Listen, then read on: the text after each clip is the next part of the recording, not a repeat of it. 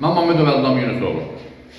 Bugünkü çıxış etməklə məqsədim Kəlbəcər rayonu təhsil sektorunun müdiriyyətinin vətəndaşları bölgədə icra başçısına bircə qəbul etməməsindən və bağlanan məktəblərdə işləyən işçiləri işlə təmin etməməsindən məqsəd yönlü olaraq. Kəlbəcər təhsil şöbəsindən şikayət səngimək bilmir. Bərdə rayonunda yaşayan Əlzamin Məmmədov Kəlbəcər rayon təhsil şöbəsində növbəti narazılığını dilə gətirib. Media qrupumuza müraciət edən Məmmədovu təqdim edirik, qarşı tərəfi dinləməyə hazırıq. Və bağlanan məktəblərdə işləyən işçiləri işlə təmin etməməsindən məqsəd yönlü olaraq.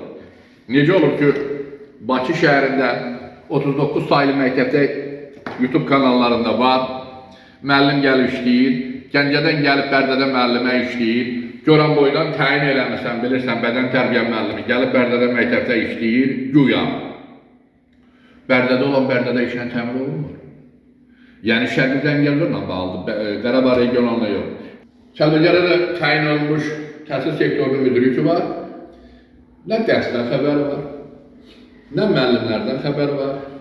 O çerez müxtəlif variantlarla yaxşı xəbəri var. Namiq Rəcəbov, Goranboyda sahibkarlıqda harda işləyən adını çəkmirəm bir dəfə hörmət əlaməti olaraq.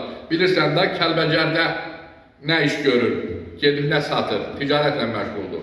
O Bərdədə nətər müəllim işləyir. Namiq müəllim, 39 sayılı məktəbdə sənə sualım budur. Bakıda olan nətər psixoloq müəllim işləyirdi. İndi də bilirsən, məktəb direktorunun Gəncədə yaşayan ailəsini göndərirsən. Namiq müəllim, bu ayıb deyil. Sən nə vaxta qədər düzələcəksən? Düzdür, sən ixtisasın deyərsən, müəllimlik olmuyor. Sənə olan, sən idarə etməni olsun ki, yaxşı bilirsən, başqa idarə etməni. Bu sayəni bilmirsən.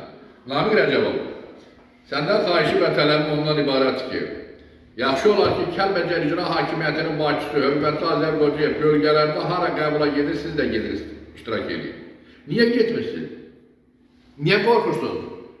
Bilirsiniz niyə qorxursunuz? Əgər həqiqətən deyirsən ki, mən sudan çıxmış qaşıq kimiyəm, göz kimi təmmir, ondan vətəndaşı qəbul etməkdən bölgədə görüşə getməkdən niyə qorxursunuz? Niyə çəkinirsiniz?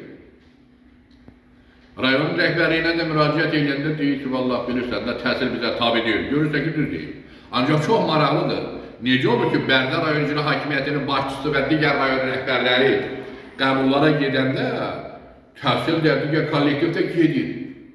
Amma Kəlbəcər rayonunun icra başçısı, hörmətli Azər müəllim qəbullara gedəndə təhsil sektorunun müdürü qəbullarda olmur.